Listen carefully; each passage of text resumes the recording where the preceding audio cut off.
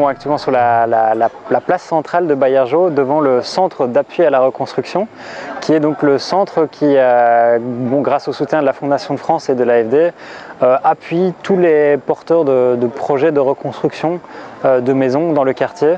Tout ce volet d'appui à la reconstruction prend place donc dans un projet plus large de réaménagement de tout le quartier, où de nouvelles voiries vont être également réalisées, où certains habitants qui habitent donc dans le fond des ravines vont devoir être relocalisés pour arriver à joindre un habitat plus décent.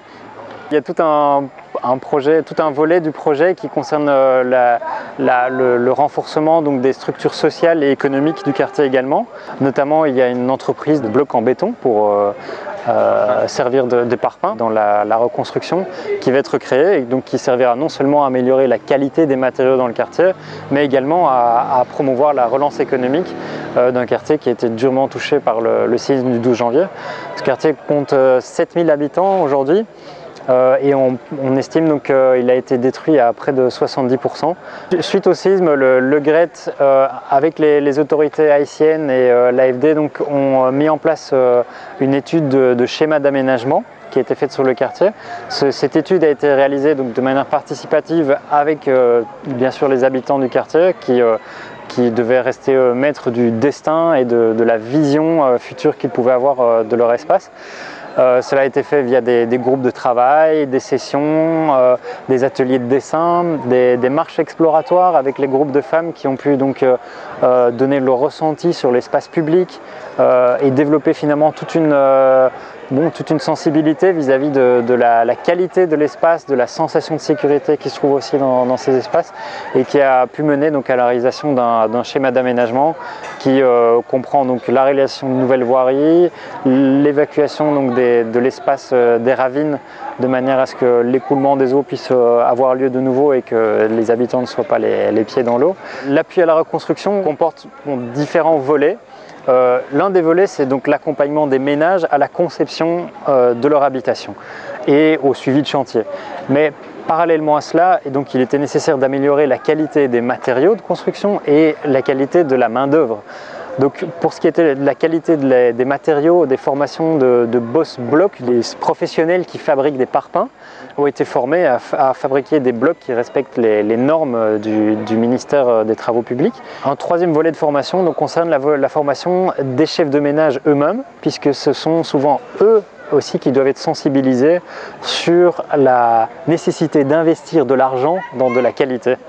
Et c'est là un des plus gros défis également, c'est donc d'améliorer la commande de manière à ce que il n'y ait pas un boss maçon qui soit extrêmement qualifié avec finalement un client qui lui demande de faire le travail le moins bon possible de manière à épargner de l'argent. Comment sensibiliser finalement les gens à construire mieux? Cela coûte nécessairement plus cher de construire en parasismique et donc il est nécessaire parfois d'aider les familles à reconstruire, pas uniquement techniquement, mais alors en donnant un appui financier. Donc c'est ce qui a été prévu, grâce au soutien de la Fondation de France, il y a des primes qui sont prévues. Donc il y a des subventions de 3 500 $ qui sont prévues par maison qui a été détruite pendant le séisme.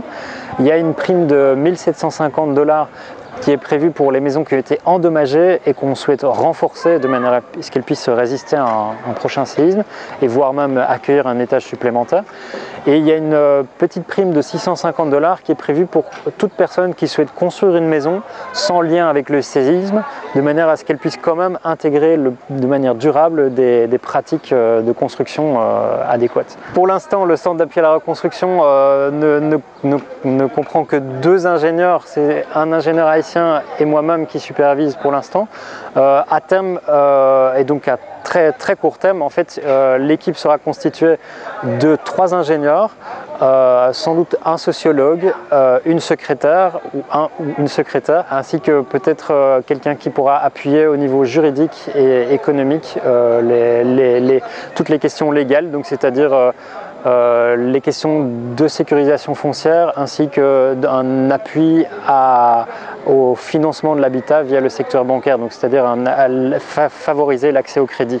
On atteint avec la finalité dans les discussions pour arriver au point technique direct que moi-même je suis embauché et qui est contrôle de qualité dans les matériaux de construction, la forme et régularité des plans et le dessin technique et travail avec les propriétaires pour arriver à dessiner un plan. Il y a une petite formation en particulier pour les propriétaires, parce que je dirais particulier parce que ça n'a pas été conçu directement à un endroit fixe pour dire on a des formations pour les propriétaires, mais c'est à la rencontre de chaque propriétaire, on arrive à faire des formations sur place. Parce que si maintenant on arrive à des propriétaires qui comprennent mieux que le projet, c'est un projet à la reconstruction des maisons et si on doit construire, comment on doit construire mieux, et c'est parce que on les a parlé, on les a dit comment on fait ça et il ne doit pas construire avec de mauvais matériaux. Et comme ça, on a exemple de ce mur comme propriétaire qui a compris eux-mêmes que ce mur n'était pas correct, ce mur n'a pas été construit dans les normes et qu'elle voulait reconstruire la maison. Et pour lui, cette personne-ci, si on peut démolir ce mur pour reconstruire, ce sera mieux. Et ce propriétaire, après les discussions et d'autres explications fournies, elle a compris que ce mur n'était pas vraiment bien construit. Donc, on pourrait regarder dans ce mur les normes, par exemple, pour les joints horizontaux, on a trouvé des joints plus grands que les joints qu'on devait faire. Et il y a d'autres espaces qu'on ne trouve pas de joints verticaux. On peut les regarder, passer par là. Et pour le matériau comme bloc, on a trouvé des blocs qui sont déjà mal fabriqués et on les a placés dans le mur. On peut les regarder ici et on n'a pas de happage recommandé maintenant pour l'attachement des colonnes ou bien des chaînages avec le mur. Pour les deux, pour les trois, m'a demandé qui ça pour me faire. Sont-ils acceptent à voler moi?